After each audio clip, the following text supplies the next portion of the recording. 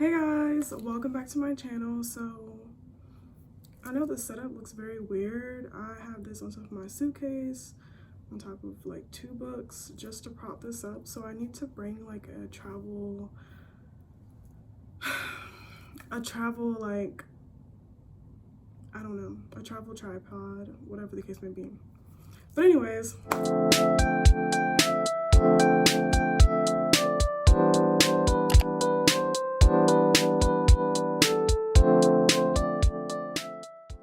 hey guys, I have my uniform on.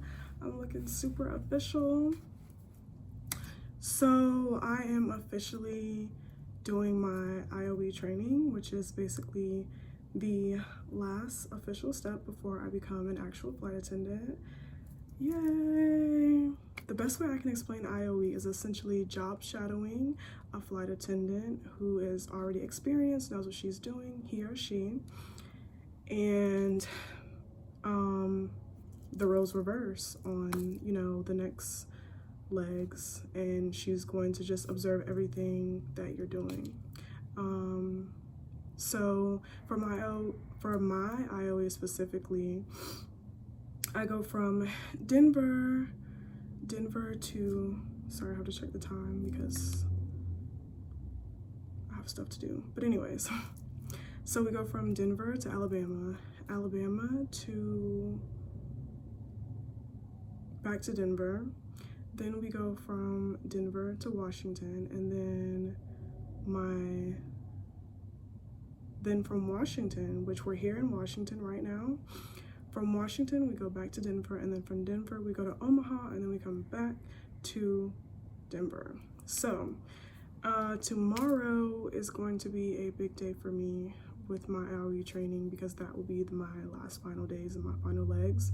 If you're familiar with IOE training, then like you understand what I'm talking about. But yeah, so I'm excited. So far it's been good. Like, I have no complaints. My IOE instructor is so nice. She's so nice and so friendly and helpful, and definitely just very inviting. Like, there's nothing to be nervous about. The crew is nice, like the pilot, first officer, everyone, the other flight attendant, they're all very nice and helpful. Whenever we're on the plane, they're like, oh, we have a Portia on board and she's training. So it seems like all of a sudden everybody on the plane wants to pay attention to what I'm doing. So that's like a little bit nerve-wracking, but it's fine, it's whatever. I will say, as far as tips, if you are going to training, I would just kind of look over everything, and look over announcements or anything that you have to read off, just so you can like familiarize yourself with what you're going to read, instead of it being your very first time reading things off and you're like stumbling over yourself and things like that. I actually read it before I went up and said it over the intercom, so I was, you know, a little bit prepared. But I'm glad that I did that, because it's like you have to read a couple short paragraphs, so you just want to know what you're reading before you get up there. But so far it's been good. I have no complaints, honestly. So my domicile is Denver, and I feel like turbulence is going to be a common thing, because every time we come into Denver and leave out of Denver, there's like turbulence, and it's nothing too bad, but it's definitely like, ooh, oh my goodness, like, let's put our seatbelts on, let's be and relax. Like, I feel like it's enough turbulence for me to speak about it. Like, I've experienced turbulence before, but this type of turbulence is different. And the flight attendants that were on board, they were like, this isn't even half as bad as what you're gonna get some days. So I was like, oh, tomorrow I have to be up at, the show time is like 4:15 a.m. So I'm going to bed at like 8, because I don't have time to be tired or miss it, God forbid. Like, I don't have time. I'm just gonna go to sleep super early, be well rested, because tomorrow is the last day. I don't have time to mess this up. Like, no. So I'm going to sleep super early, and so I'll be ready for tomorrow. But even though we start early, we'll be done, like showtime is like 4:15, but we'll be done at, I want to say 2 or 3 Denver time. Yeah, not Denver time, but like Mountain Standard Time. I hope I said that right. Standard Mountain? No, Mountain Standard Time. Yeah, so it should be like 2 or 3 o'clock. So we will definitely get out super, like, at a decent time. So I'm excited about that. Another thing that I would like to mention to you guys is that I live in Atlanta. So I live in Atlanta and I have to commute to Denver right now. And I'm not gonna do this for a long time. Like, I'm still going to put in requests to live in Dallas. But for now, we're just gonna commute and make it work. So I originally got a flight for like, let's see, I didn't have to be at the airport in Denver until 6 p.m. But I decided to book a ticket to come into Denver at 3 p.m. And then when I went to go check, so I booked the ticket like maybe on like, maybe like 4 days before. I booked the ticket and then I looked the night before, which was like a day and a half ago, whatever the case may be, and there's like negative seats available. And I'm on standby, so I'm just like, oh my God. I cannot miss IOE. Like, I was freaking out. And then like there was only one other ticket I could buy through Frontier that was like $300 just to get to Denver from Atlanta. So I was just like, I do not want to spend $300, but I also don't want to miss IOE. I ended up calling in-flight support and they were just like, maybe you can either book that flight or you can like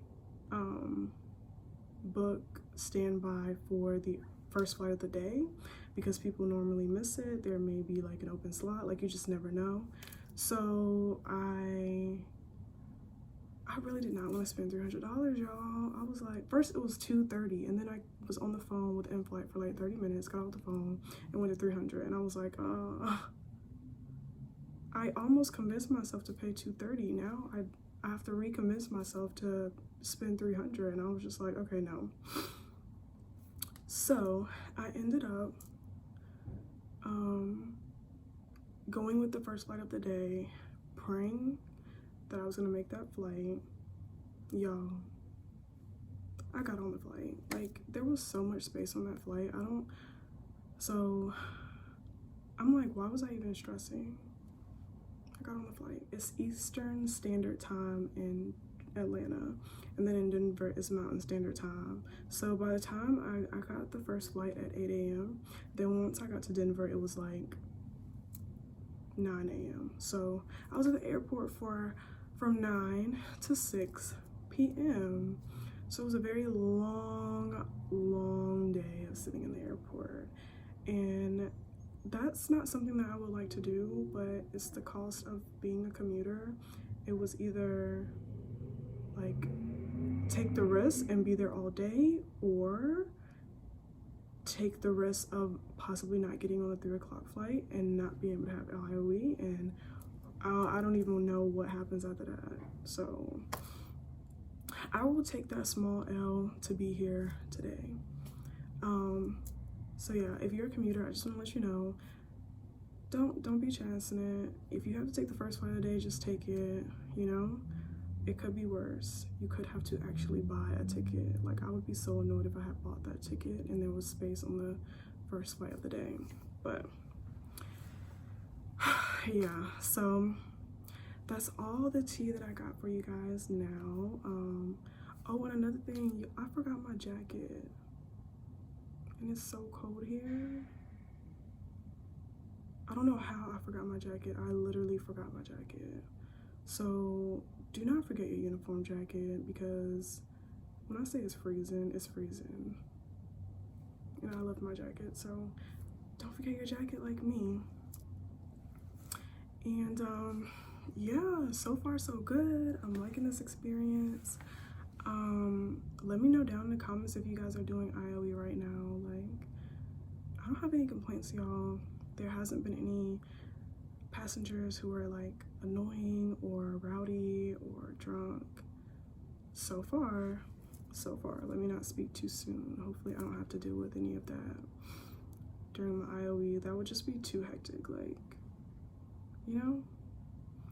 Maybe it's just me, but yeah. So I will let you guys know how it goes after I'm done with IOE, and then if I have more tips for you guys, I will definitely let y'all know.